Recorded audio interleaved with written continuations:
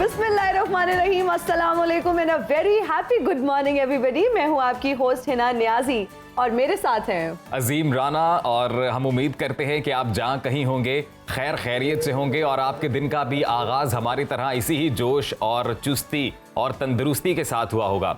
और हम चाहते भी यही हैं कि आप अपने हर दिन का आगाज इसी जोश, इसी जज्बे, इसी तंदुरुस्ती और इसी चुस्ती के साथ करें, क्योंकि वो कहते हैं कि आप जिस तरह की सोच रखते हैं फिर उसी तरह की चीजें आपके इर्द गिर्द रोनुमा होना शुरू हो जाती हैं। तो अगर आप अच्छी और मुस्बत सोच के साथ है ना दिन का आगाज करें तो फिर पूरा दिन आपका खुशगवार बेहतरीन गुजरता है। और यहाँ पर एक न्यूरो सर्जन की रिसर्च आप लोगों के साथ शेयर करना चाहूंगी। कल ही पढ़ रही थी, उनका ये कहना था कि अगर आप अपनी ब्रेन हेल्थ का ख्याल रखना चाहते हैं तो आप जब सुबह उठते हैं तो सबसे पहली एक्सरसाइज जो आपने अपने ब्रेन के लिए करनी है वो ये है कि आपने अच्छा सोचना है। जब आप अच्छा सोच के उठते हैं और उठते साथ ही आप अच्छी चीजों के बारे में सोचते हैं, पॉजिटिविटी जो है वो आपके ब्रेन को घेर लेती है और सारा दिन आपका अच्छा गुजरता है।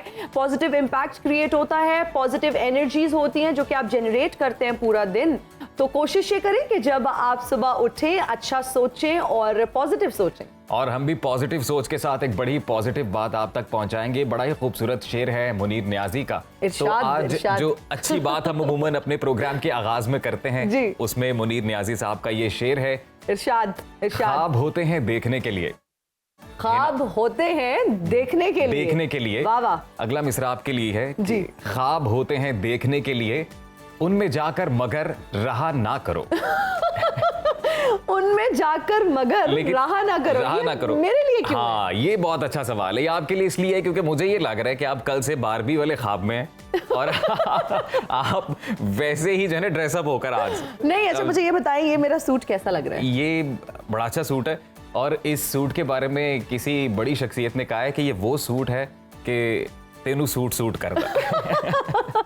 Thank you Azeem, thank you. आप सही कह रहे हैं। वैसे बारबी मूवी का जो प्लॉट है वो मुझे भी बहुत अच्छा लगा है। और अगर हम यंग गर्ल्स की बात करें जिसमें मेरा भी शुमार होता है तो भाई उन्होंने बारबी मूवी देखी है, उनको पसंद भी आई है और कहीं ना कहीं वो कलर थीम भी हम फॉलो कर रहे हैं। लेकिन मुनीर नियाजी से मुतल्लिक हम थोड़ा सा अपने नाज़रीन को बता देते हैं। शेर तो हमने उनका सुनाया है कि जी मुनीर नियाजी उर्दू शायरी की एक अहम तरीन आवाज़ हैं। उनका शेरी लबो लहजा अपनी इनफरादियत के साथ उन्हें नुमाया मकाम अता करता है। 20वीं सदी की आखिरी निस्फ दहाई को मुनीर नियाजी का अहद कहा जा सकता है। उन्होंने अपनी उर्दू और पंजाबी शायरी के जरिए कम से कम 3 नस्लों पर गहरे असरात मुरतब किए हैं और अपने वजूद के ऐसे गहरे नक्श बिठाए कि वो अपने अहद के लेजेंड बन गए और उनकी शायरी का क्लासिक जो है अब वो एक दर्जा आ चुकी है उनकी शायरी है। बिल्कुल, बहुत ही अजीम शायर थे और आज भी अगर हम उनकी बात करें नौजवानों के लिए जो है ना उनकी हमें शायरी में बहुत एक साउंड मैसेज मिलता है।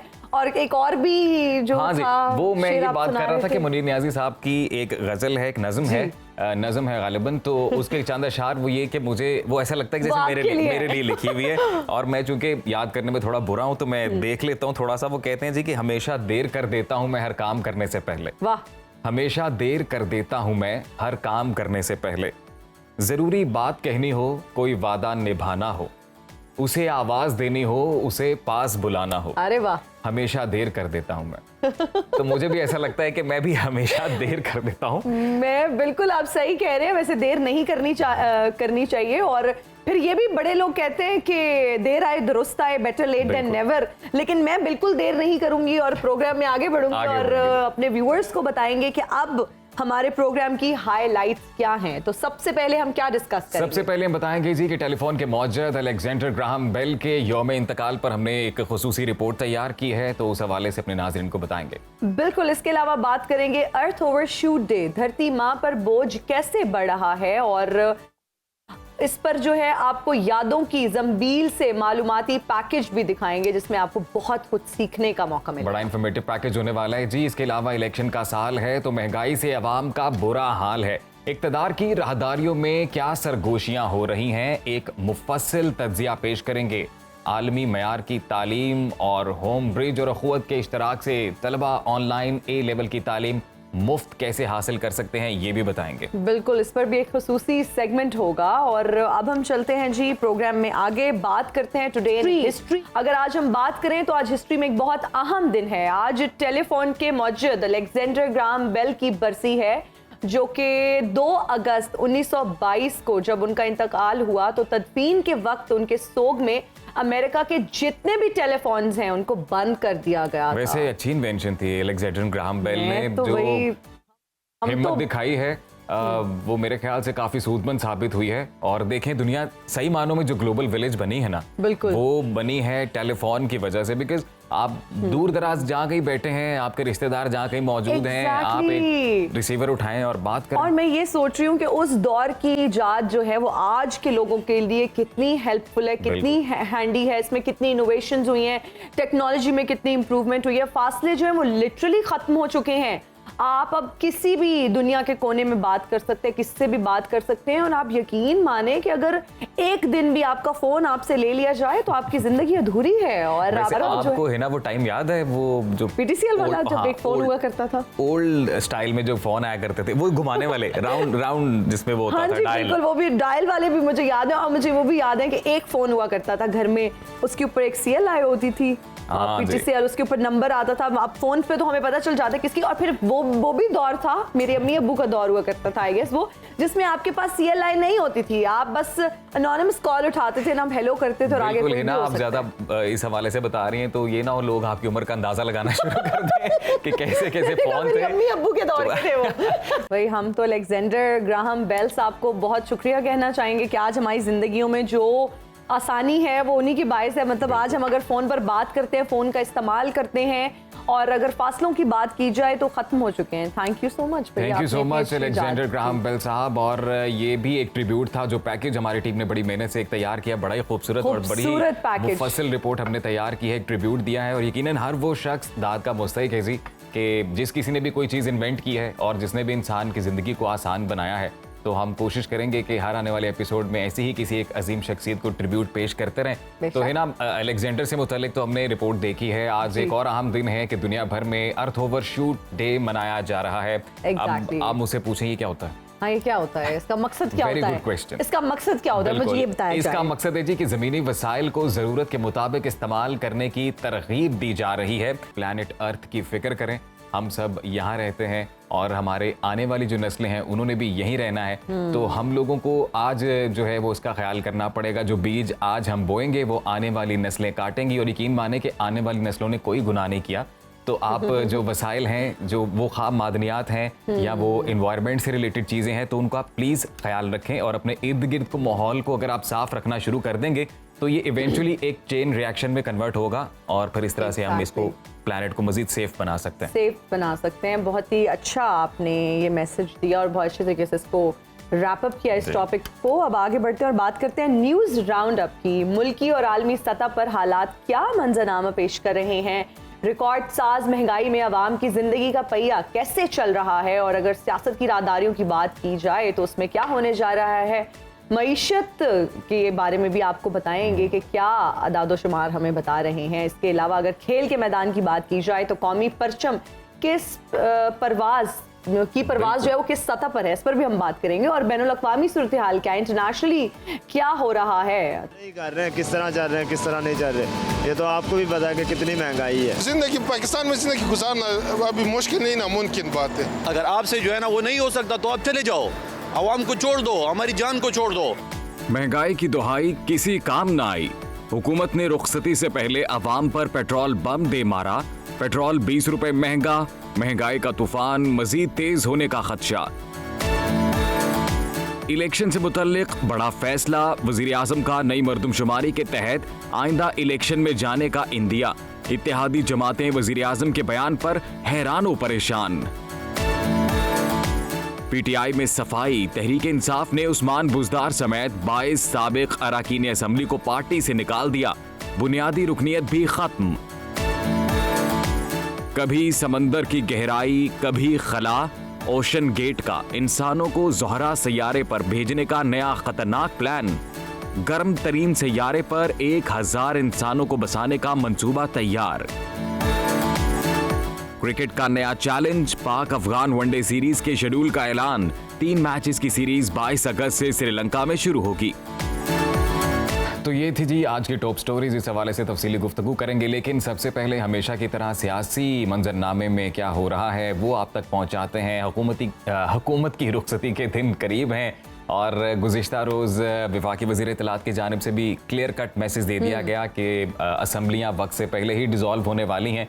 तो इसका मतलब यही है कि अब 90 दिन होंगे इंटरिम गवर्नमेंट के पास इलेक्शंस कराने के लिए। Exactly. लेकिन इसमें दो इंटरेस्टिंग फैक्टर, नंबर 1 इज़ कल ही हमने देखा कि पेट्रोल की कीमतें बढ़ा दी गई और गरीब आवाम का जो हाल हुआ है ये कीमतें बढ़ने से उनका भी तेल निकाल दिया गया है, उनका भी तेल literally. निकाल दिया गया, बिल्कुल। और दूसरी जानिब वज़ीर आज़म शहबाज शरीफ साहब की जानिब से बड़ा ही इंटरेस्टिंग ऐलान किया गया और वो ये कि जो नई मरदमशुमारी के नताइज हैं उसके तहत इंतखाबात होंगे। अब ये कैसे होगा ये जान लेते हैं जी। तज्ज़ियाकार हमारे साथ राना मुबशिर साहब मौजूद हैं। बिल्कुल राना साहब, गुड मॉर्निंग, अस्सलाम वालेकुम, कैसे हैं आप? Good morning. हिना, वो आपको ये कह रहे थे आपके कुलीग के एनु सूट करदा जी। वो जो है ना सूट वाकई आपको सूट करे, लेकिन अलेक्जेंडर ग्रैम भी मुझे याद आ गए। जी। तो आपको फोन आया था ना, वो मैं आपको दिखा देता हूँ। अरे वाह वाह वाह राना साहब, बड़ा ही कोई विंटेज किस्म का फोन आपके पास है। ये तो मेरे दादा के दौर में होता था, आपने कहाँ से लिया है? मैंने इसको जनाब रिफर्बिश करवा के इसको नया करवा के इसको यूज करता हूँ मैं। अरे वाह क्या वाह बात वाह, है ये तो एंटीक पीस है, जबरदस्त हो गया।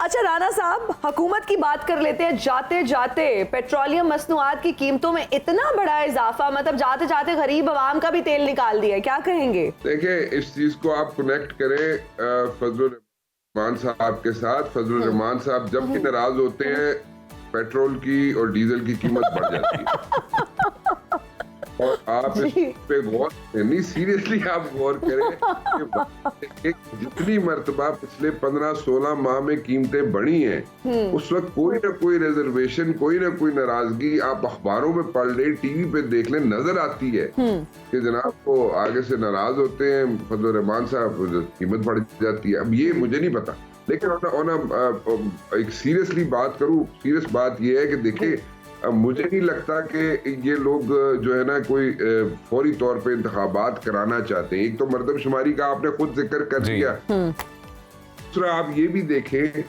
कि अगर फौरी तौर पे इंतखाबात होने होते, यानी कि 60 दिन 90 दिन के अंदर होने होते, तो आप इतना बड़ा बॉम्ब शेल गिरा सकते हैं, आवाम का तेल निकाल सकते हैं? आप नहीं निकाल सकते। Exactly. क्योंकि आपके जो लोग हैं ना, वो आपके लोग जो हैं, जो आपके कैंडिडेट्स होंगे, वो हलकों में जाके क्या ड्रीम्स बेचेंगे और सेलिंग ड्रीम्स। इलेक्शन में तो आप ख्वाब बेचते हैं ना जी, ठीक है। और फिर वो अभी आपने शेर बोला था, ख्वाबों की जिंदगी में पता नहीं, उसमें मत रहा करो जी। कि मेरा वाकई आपको कहना चाहिए लोगों को कि ख्वाबों से बाहर निकल आए, ख्वाबों से बाहर निकले। और ये जो you know all these candidates who sell dreams, और majority of them do sell dreams, reality check नहीं देता, ठीक है, and they are selling dreams कि जी ऐ हो जाएगा तो वो हो जाएगा, तो यू नो पता नहीं क्या हो जाएगा, आसमान से हम तारे तोड़ के ले आएंगे। और आप जो कुछ भी हुआ है वो जनाब पिछली हुकूमत ने किया था और हमने उसको ठीक है। और ये जो एक जुमला है ना, वो इतना घिस-पिट गया है कि हम शुरू से सुनते आ रहे हैं। जो भी आता है वो कहते पिछली हुकूमत कर गई थी जी, ऐसी काम ठीक कर रहे हैं। So you know people have got awareness now. अब वो they don't buy these things now. अब वो कहते हैं यार पास कर दे। लेकिन राना साहब के क्लियर पिक्चर यहाँ पर क्या है? क्या हुकूमत बखुद से अफोर्ड कर सकती थी पेट्रोल की जो प्राइसेस हैं उन्हें नीचे रखना? हमने क्योंकि IMF से हमेशा ये मुतालबा सुना है कि आर्टिफिशियल तरीके से या सब्सिडाइज करके चीज़ों को जो आपने मेंटेन किया है वो नहीं होना चाहिए। You're right, बिल्कुल ठीक कह रहे हैं आप। देखें, बिल्कुल जहाँ पे आपको प्रेशर्स हैं, आपकी इकोनॉमी को प्रेशर्स हैं, IMF के प्रेशर्स हैं, बिल्कुल ठीक है। इंटरनेशनल मार्केट में भी कीमत बढ़ी है, ठीक है, बिल्कुल सही बात है। बट देन अगेन आप देखें ना, आवाम की जो चीखें निकली है उसका कोई ना कोई तो मॉडस ऑपरेंडी होगा ना, कोई ना कोई तो होगा ना। आप यहाँ पे एक चेयरमैन सेनेट है, वो इतनी पर्क्स ले जाए, आप बड़े खुश होते हैं, तालियां बजाते हैं, ठीक है। यहाँ पे आप जनाब 70-100 गाड़ियां ले ले कोई भी प्रोविंस, आप बड़े खुश होते हैं जनाब कि वो जरूरत है। अच्छा जी, अब ये जो लेविश किस्म की चीजें हैं, लेविश किस्म की बाइंग है, ठीक है, इसको IMF नहीं देख रहा, इसको लोग नहीं देख रहे, पाकिस्तान के जो रह रहे हैं वो नहीं देख रहे जी। यू नो देखते हैं and वो फिर बातें करते हैं कि जी आपने ऐसे तुसी हर चीज करने से तैयार हो और जनाब जो मुश्किल फैसलों का जो समर है वो खाने के लिए अवाम तैयार है। पता है अवाम हीट फेस करे और आप लोग ठीक रहे, ये इस तरह नहीं होता। It doesn't work that way. So they have to understand, you know, they don't understand. They're not getting it right now. तो राना साहब अब वो मर्दमशुमारी वाला मामला थोड़ा उसको भी डिस्कस कर ले, उसमें तो खासी टेक्निकलिटीज हैं। वजीर आजम ने कहा कि इलेक्शन करवाना तो अब इलेक्शन कमीशन का काम है और इलेक्शन कमीशन ने पहले ही हाथ खड़े किए हैं कि जी न्यू सेंसेस के बाद जो रिजल्ट आता है फिर डिलिमिटेशन जो है वो नहीं करनी पड़ेगी और जब हेड काउंट नया है तो फिर कौमी असम्बली की जो नशिस्तें हैं वो फिर उस तनासुब के साथ दी जाएंगी सूबों को और विफाक को और उसके लिए कॉन्स्टिट्यूशनल अमेंडमेंट दरकार है। ये कैसे पॉसिबल है सब कुछ? बिल्कुल ठीक कह रहे हैं बहुत यू नो बड़ा ये this is the reality check you know. अब इसको अगर इस पे आप जाएंगे तो वही बात जो मैं कह रहा था ना 60 दिन 90 दिन वाली, it's not possible that time. उस स्पैन में उस टाइम स्पैन में it's not possible. So how will we go about it? तो उसके लिए आपको यू नो आपको इलेक्शन आगे करने पड़ेंगे, ठीक है, उसको आगे लेके जाना पड़ेगा, ठीक है। अब इलेक्शन जो है टू बी वेरी ऑनेस्ट, ये जो पॉलिटिकल एनवायरनमेंट इस वक्त है, इस एनवायरनमेंट के अंदर अगर इलेक्शन करा भी देंगे ना आप तो उसका लोगों की बात पसंद नहीं आएगी, लेकिन उसका फायदा कोई नहीं होगा, ठीक है। तो आपको पॉलिटिकल एनवायरनमेंट जो है ना, आई एम नॉट सेइंग कि आप एवरीथिंग शुड बी हंकी डोरी between all the politicians, it's not possible, but at the very same time एक दूसरे को बर्दाश्त करने का जो बात करते रहे ना, हम पहले भी करते रहे ना, आपके शो में भी करते रहे, बेबा से कर रहे हैं हम लोग कि ये पॉलिटिशियन बैठ के अपने मसाइल का हल खुद निकाल लें, वो इन्होंने नहीं, ठीक है। जब इलेक्शंस की डेट पीटीआई को मिली थी और यही हुकूमत बैठी थी तो इलेक्शंस की डेट उन्होंने इनको जुलाई के दी थी प्रोबेबली, तो जुलाई की डेट दे दी थी तो इस वक्त तो इलेक्शन हो चुका होता, ठीक है। तो मतलब पीटीआई वाज रिजिड, उन्होंने ये इस पे उस डेट को बाय नहीं किया, उसको एक्सेप्ट नहीं किया। तो अगर कर लेते तो आज सिचुएशन डिफरेंट होती। तो एक पॉलिटिशियन का नहीं, यहाँ पे सारे पॉलिटिशियन जो है वो उनका रिजिड एटीट्यूड रहेगा एक दूसरे के साथ, तो कल इलेक्शन में जो हारेगा वो उन रिजल्ट्स को तस्लीम ही नहीं करेगा। जब तस्लीम नहीं करेगा तो फिर अनसर्टेनिटी हो जाएगी। Might as well focus on economy right now, ठीक है, जो कि पिंडी वालों ने बहुत अच्छा उस पर काम किया हुआ है, पिंडी वालों ने उस पर बहुत होमवर्क किया हुआ है, पिंडी वालों ने पिछले एक से उस पर होमवर्क किया है और इसलिए अब आप देख इन्वेस्टमेंट्स आना शुरू हो गई हैं और इसीलिए केयर टेकर प्राइम मिनिस्टर है, उसको उन्होंने जो इख्तियारात मिले वो इसलिए मिले हैं कि पिछली कंटिन्यूटी जो है वो डिस्टर्ब ना हो, उस पर डिसरप्शन ना आए। बहुत शुक्रिया, thank you so much Rana साहब, आपके तज्जिए का बहुत शुक्रिया, आपके वक्त का बहुत शुक्रिया। और राना साहब से जब भी बात करते हैं एक लाइटर नोट पे डिस्कशन भी हो जाती है, मूड जो हमारा अच्छा होता है वो और अच्छा हो जाता है और उनका तज्जिया जो है उससे हम भी मुस्तफीद होते हैं। और हमारे राना साहब ने भी बड़ी क्लियर पिक्चर सामने रखी है इंतखाबात को लेकर के, जो हुकूमत की जानिब से जिस तरह की पॉलिसीज और जिस तरह के फैसले सामने आ रहे हैं, लग यही रहा है कि इंतखाबात डिले हो सकते हैं। बहरहाल जी वापस आएंगे ब्रेक के बाद, आप हमारे साथ रहिए, देखते रहिए सुनो पाकिस्तान।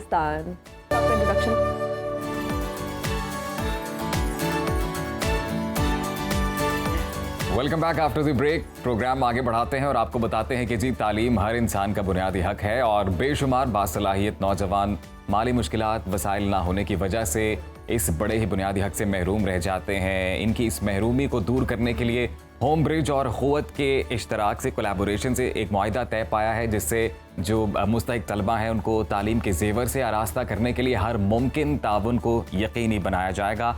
होम ब्रिज और क़ुव्वत के माबैन इश्तराक का मकसद ऑनलाइन ए लेवल प्रोग्राम के लिए 200 मुस्तहिक तलबा को मुकम्मल फंडेड स्कॉलरशिप फराहम करना है, जिनका इंतखाब मेरिट पर होगा और जो इनकी तालीमी काबिलियत, माली ज़रूरत और प्रोग्राम से फ़ायदा उठाने की सलाहियत को मद्देनज़र रख कर ये किया जाएगा डिसीजन, ताकि मुस्तहिक तलबा बाइख्तियार बने और इनके रास्ते में जितनी भी रुकावटें हायल हो रही हैं वो दूर हों और इनकी तालीमी ख्वाहिशात पूरी हो सकें। और इसी हवाले से ना तफसीली गुफ्तगू करने वाले गुफ्तगू करेंगे और इसी हवाले से तफसीली गुफ्तगू करने के लिए आज हमारे साथ मौजूद हैं होम ब्रिज के मार्केटिंग लीड सुहेब हमीद साहब। सुहेब हमीद के बारे में आपको बताते चलें, एक तजर्बाकार ब्रांडिंग एंड मार्केटिंग प्रोफेशनल हैं जो इस वक्त होम ब्रिज में मार्केटिंग लीड के तौर पर खिदमात सर अंजाम दे रहे हैं।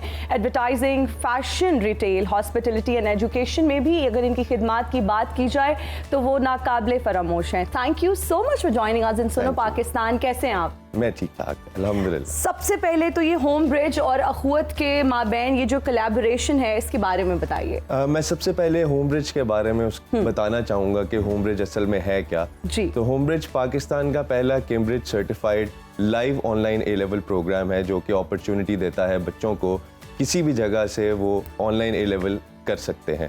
और अखुवत का जैसे कि आपको मालूम है वो किसी तारुफ की मोहताज नहीं है, तो हमने मिलकर ये फैसला किया कि क्यों ना हम आवाम के लिए कुछ मजीद करें। तो उसको मद्देनजर रखते हुए हमने ये प्रोजेक्ट लॉन्च किया जिसमें हम 200 फुली फंडेड स्कॉलरशिप्स ऑफर कर रहे हैं। इसमें बच्चों को मौका मिलेगा कि वो कहीं से भी ए लेवल बगैर किसी एक्सपेंसेस के वो इसको कर सकते हैं। इसमें उनकी 100% ट्यूशन फीस, सिक्योरिटी, को curricular activities, on campus activities सब स्पॉन्सर्ड है अखुवत और होम ब्रिज की तरफ से। ठीक है। Suhaib, you seems like quite young.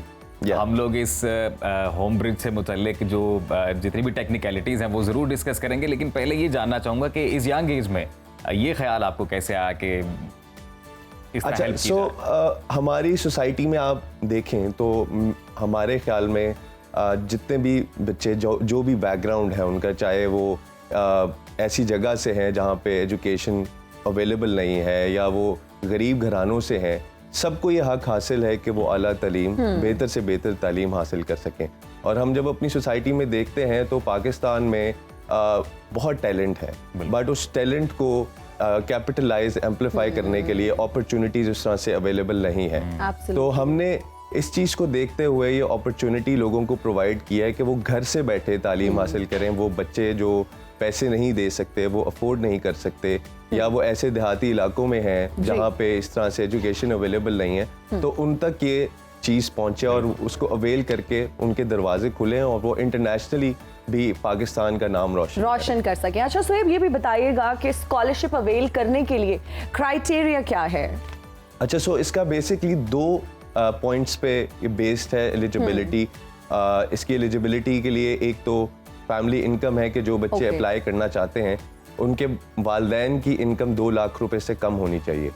और दूसरा एकेडमिक अचीवमेंट जो कि मेरिट बेसिस है, उस पे मैट्रिक के बच्चों के पास 80% से ज़ायद मार्क्स होने चाहिए, या ए लेवल, अगर ओ लेवल उन्होंने किया है तो उसमें उनके पास 4 A's से ज़्यादा होने चाहिए। बट एकेडमिक अचीवमेंट में हम थोड़े फ्लेक्सिबल भी हैं, तो वो हम केस बाय केस देख सकते हैं कि अगर बच्चा ज़्यादा डिजर्विंग है तो हम उसको भी ये अपॉर्चुनिटी ऑफर कर सकते हैं जी। और ये भी जानना चाहेंगे कि हायर एजुकेशन के लिए बेसिकली आप इसके लिए जो है फंडिंग वो कर रहे हैं आफ्टर ए लेवल्स, तो ये किस डिग्री के लिए है? इसमें ये डिग्री स्पेसिफाइड है?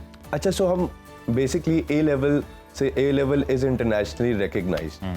हम आगे यूनिवर्सिटीज़ के लिए स्कॉलरशिप्स ऑफर नहीं कर रहे, हम स्पेसिफिकली सिर्फ ए लेवल्स के लिए स्कॉलरशिप ऑफर कर रहे हैं। बट ए लेवल जो है वो एक डोरवे है जो इंटरनेशनली यूनिवर्सिटी से रिकग्नाइज्ड है। तो बच्चों के लिए आसान होता है इंटरनेशनल यूनिवर्सिटीज़ में एडमिशन लेना, और अगर उनका रिजल्ट अच्छा है तो उनको यूजुअली स्कॉलरशिप्स अच्छी ऑफर होती हैं इंटरनेशनल यूनिवर्सिटी से। ठीक है, ये एक फ़ायदा है ए लेवल का। जी। अच्छा सुहेब, ये जो होम ब्रिज एंड अखुवत के दरमियान कोलैबोरेशन है, इसकी अहमियत के हवाले से आप वो तमाम पेरेंट्स जो इस वक्त आपको देख रहे हैं या वो तमाम स्टूडेंट्स जो इस प्रोग्राम का हिस्सा बनना चाहते हैं, उनको क्या मैसेज देना चाहेंगे? इसकी अहमियत के बारे में क्या कहना चाहेंगे? सबसे पहले तो मैं ये कहना चाहूँगा कि एजुकेशन सिर्फ करियर प्रोग्रेस के लिए इम्पोर्टेंट नहीं है, ये पर्सनल डेवलपमेंट के लिए भी बहुत इम्पोर्टेंट है। एक अच्छा इंसान बनना भी बहुत ज़रूरी है और तालीम हर बच्चे को मदद करती है कि वो एक अच्छा इंसान बन सके। तो मैं अब वालिदैन को ये मैसेज देना चाहूँगा कि ये एक बहुत अच्छी अपॉर्चुनिटी है। आप अगर आप ऐसी जगह पे रहते हैं या आप अफोर्ड नहीं कर सकते, तो आप इस अपॉर्चुनिटी का भरपूर फ़ायदा उठाएं और जल्द से जल्द इस अपॉर्चुनिटी के लिए अप्लाई करें, क्योंकि हम लोग ये first come first serve basis पे ऑफ़र कर रहे हैं। सिर्फ 200 का नंबर है, तो आप जितना जल्दी अप्लाई करेंगे आपके चांसेस उतने बेहतर होंगे इस ऑफर को अवेल करने के लिए। तो मैं यही मैसेज देना चाहूँगा वालिदैन। और सुहेब, आप इस चीज़ को कैसे इंश्योर करेंगे कि बिल्कुल जो एलिजिबल हैं इस स्कॉलरशिप के लिए उन तक की ये तमाम तर जो समरात हैं इस प्रोग्राम के वो पहुंच जी, रहे हैं? इससे पहले हम अपने व्यूअर्स को एक और इन्फॉर्मेशन भी देना चाहेंगे कि स्क्रीन पर वेबसाइट आप देख सकते हैं, आप इनको कांटेक्ट कर सकते हैं। वो तमाम स्टूडेंट्स जो अप्लाई करना चाहते हैं आप अपनी स्क्रीन पर देख सकते हैं। वेबसाइट जो है उसका लिंक भी यहाँ पर आ रहा है, आप अप्लाई कर सकते हैं इस वेबसाइट को ओपन करके। जी सुहेब। जी अच्छा, हमारा सबसे बड़ा चैलेंज ये है कि हम वहाँ तक उन लोगों तक ये मैसेज कैसे पहुँचाएं जो डिजर्विंग है, राइट। तो इसके लिए हम डिफरेंट टूल्स यूज़ कर रहे हैं। सबसे पहले तो हमारी मार्केटिंग एफर्ट्स हैं जिसमें हम सोशल मीडिया और टीवी का यूज़ कर रहे हैं। फिर उसके बाद हमारा जो पार्टनर है अखुवत, उनका पूरे पाकिस्तान में नेटवर्क है, उनके 800 से ज़ायद दफातर है और उनका बहुत नेटवर्क है। वो ऑलरेडी काफ़ी सारे ऐसे घरानों को जानते हैं जो डिजर्विंग हैं और जो ऐसी अपॉर्चुनिटीज़ को अवेल करना चाहते हैं। तो हम दोनों मिलकर आपस में इस तरह से ये एफर्ट्स के थ्रू लोगों तक मैसेज पहुंचाएंगे और हमें उम्मीद है 200 को बहुत बड़ा नंबर नहीं है, हम ये अचीव करने में इंशाल्लाह सक्सेसफुल होंगे इंशाल्लाह। अच्छा सुहेब, अगर हम बात करें ख़वातीन की बात करें तो किस तरह से आप लोग उनको बाइख्तियार बना रहे हैं, किस तरह से ख़वातीन को इस प्रोग्राम के तहत एम्पावर किया जाएगा?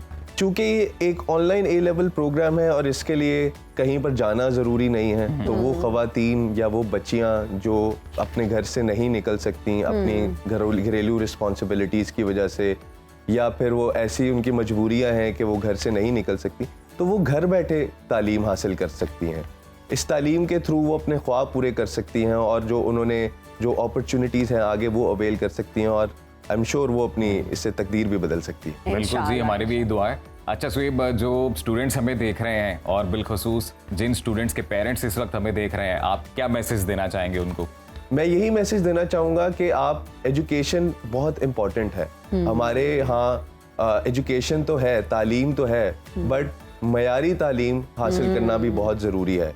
तो हम इस चीज़ को इंश्योर कर रहे हैं कि मयारी तालीम ऑफ़र की जाए बच्चों को, क्योंकि वो तालीम हासिल करेंगे तो वो अपने वालिदैन का नाम रोशन करेंगे, वो वालिदैन का नाम रोशन करेंगे तो इवेंचुअली पाकिस्तान का नाम रोशन होगा और पाकिस्तान का नाम रोशन होगा तो पाकिस्तान इंशाल्लाह भरपूर कामयाबी देगा। इंशाल्लाह। बहुत ही खूबसूरत आपने मैसेज दिया। Thank you so much Suhaib, आज आप हमारे प्रोग्राम का हिस्सा बने। और जिस तरह से सुहेब ने भी कहा कि तालीम तो है यहाँ पर, लेकिन अगर मयारी तालीम की बात की जाए अजीम तो वो बहुत ज़रूरी है और वसाइल की कमी है। और जब बच्चों को, हमारी यंग जनरेशन को, यूथ को जब मयारी तालीम दी जाएगी तो इंशाल्लाह वो तरक्की की राह पर गामज़न होंगे और पाकिस्तान का नाम रोशन भी करेंगे। होम ब्रिज स्पेशली इस हवाले से दाद का मुस्तहिक है, बड़ा ही खूबसूरत इक़दाम। और 200 जो स्टूडेंट्स हैं उनके लिए ये प्रोग्राम है। बिल्कुल वेबसाइट हमारी टीवी स्क्रीन पर है, आप उसको यूटिलाइज करें, अप्लाई करें और ये स्कॉलरशिप अवेल करें। बाकी हमारी दुआएं आपके साथ है जी। तो वापस आते हैं ब्रेक के बाद, आप हमारे साथ जुड़े रहिए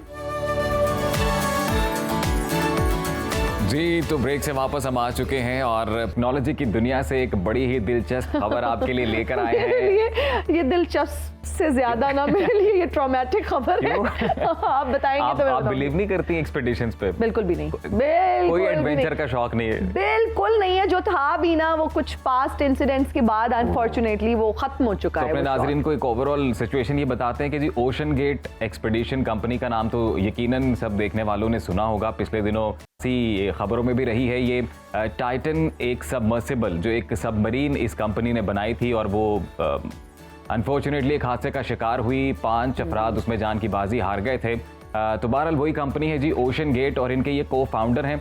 एक तो टाइटन सबमरीन हादसे में ही जान की बाजी हार गए थे स्टॉकटन रश, और अब ये गुएर्मो सोनलाइन जो को फाउंडर हैं ये अर्जेंटीनियन अमेरिकन बिजनेसमैन हैं और इन्होंने एक नया प्लान बनाया है जी, प्लैनेट वीनस यानी कि ज़ोहरा सैयारे पर ये 2050 तक कोई 10,000 लोगों की एक फ्लोटिंग कॉलोनी, तैरती हुई जो कॉलोनी है वो आबाद करना चाहते हैं और ह्यूमन टू वीनस का नाम दिया गया है इस मिशन को। और मैं तो सुनिया सी दुनिया चांद पे पहुंच गई थे लोग वीनस से जान की तैयारी कर रहे हैं। बिल्कुल जी, और चांद पे लोग पहुंचे सी 1969 में आहो।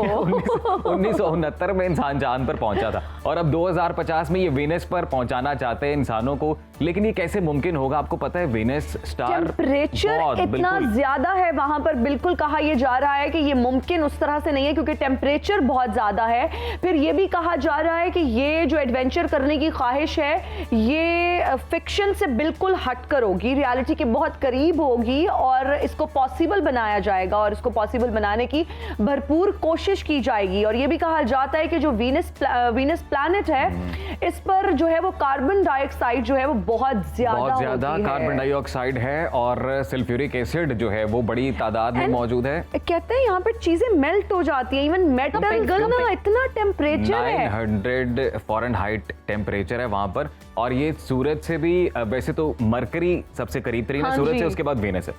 तो प्लीज मत जाएं आप लोग जो जाने का इरादा रखते हैं, लेकिन फिर भी हमारी कोशिश होती है। मजेदार बात है कि एलोन मस्क ने भी मिशन टू मार्स वाला एक प्लान बनाया हुआ है और वो भी मार्स पे भेजना चाहते हैं। इन्होंने लगता है सारे लोगों को इकट्ठा करके आधों को मार्स पे और आधों को वीनस पे भेज दें। अजीम, मार्स पर तो फिर भी कहते हैं कि साइंस ऑफ लाइफ कुछ ना कुछ है, वहां पर जिंदगी बसर की जा सकती है या उसको प्लान किया जा सकता है। लेकिन अगर वीनस की बात की जाए, ये एक ऐसा सियारा है जिसका टेम्परेचर बहुत ज्यादा है, बहुत हाई टेम्परेचर, तो प्लीज मत जाइए अगर आप भी ख्वाहिश रखते हैं। अब लोगों का लाफ्टर का थोड़ा टेम्परेचर बढ़ाएं, कोई इंटरेस्टिंग खबर हमारे नाज़रीन तक पहुंचाएं जरा। हाँ जी, अब हम आपको बताएंगे एक ऐसी गुलकार के बारे में जिन्होंने लंबा तरीन गाउन पहनकर Guinness book of world record में अपनी जगह बना ली है। जी हाँ, कारनामा जो है ये लबनान की एक मारूफ गुलकारा ने जो है वो सरअंजाम दिया है और बहुत ही खूबसूरत, बहुत ही प्यारा उन्होंने सफेद रंग का ये गाउन पहना हुआ है। और ये ना पहली अरबिक गुलकारा है जिन्होंने ये एजाज हासिल किया है। और ये फुटेज भी हमारी टेलीविजन स्क्रीन पर देख सकते हैं लोग कि दुनिया का लंबा तरीन गाउन पहना है इन्होंने, लंबा तरीन गाउन पहना है। और इंटरेस्टिंग बात यह है कि गाउन तो बहुत सारी खवातीन को आपने पहने हुए देखा होगा, लेकिन इतने अच्छे तरीके से कैरी करना, और अगर इसकी लेंथ की बात की जाए तो 55.7 मीटर ये लंबा गाउन था, जिसकी लंबाई बहुत ज्यादा है। लेकिन फिर और भी कितने लोगों के कपड़े सिल सकते हैं 55.7 मीटर में? 55 लोगों के तो वैसे 55 लोगों के सिल सकते हैं, आई बिलीव सो। और उसके साथ जो है गाउन पर गोल्डन कलर की एक बेल्ट भी थी जो कि उसकी ब्यूटी को और ज्यादा एनहांस करी थी और ज्यादा गॉडी। वैसे आप अप्रिशिएट करती हैं इस स्टाइल को? ये क्या खवातीन में मकबूल है? नहीं, बिल्कुल मकबूल नहीं है अजीम। ये तो बात है ना, ये सिंगर्स कुछ ना कुछ करती रहती हैं। जैसे आपने अक्सर देखा होगा Lady Gaga comes up with a new idea every time, वो किसी भी अवार्ड। लेकिन ये नए आइडियाज दिखाना ना हमारे लिए खतरनाक होता जा रहा है, क्योंकि कल बारबी की बात हुई, आज आपने पिंक ड्रेस पहनी, अब आज हमने ये लाउन दिखा दिया। तो मैं तो ये सोच रहा हूँ कि कल हिना कोई सुपरमैन टाइप बन के सोचे मैं सुपरमैन वाला इतना बड़ा गाउन पहन के, नहीं, ऐसी कोई ख्वाहिश नहीं है मेरी। और मैं बारबी वाले अटायर में इसमें ही खुश हूँ, I am happy with this colour. खैर, इस तरह के लोग स्टंट्स करते हैं और फिर आवाम उनको पसंद भी करती है। अभी सेलिब्रिटीज हैं, उनका एक अपना ही मुनफरिद अंदाज है, खूबसूरत और पुरकशिश नजर आने के लिए वो इस तरह की चीजें करती रहती है। बिल्कुल जी, और बड़ा ही सराहा जा रहा है ये गाउन। आप हमारे साथ रहिए, यहाँ पर हम शामिल करेंगे एक ब्रेक।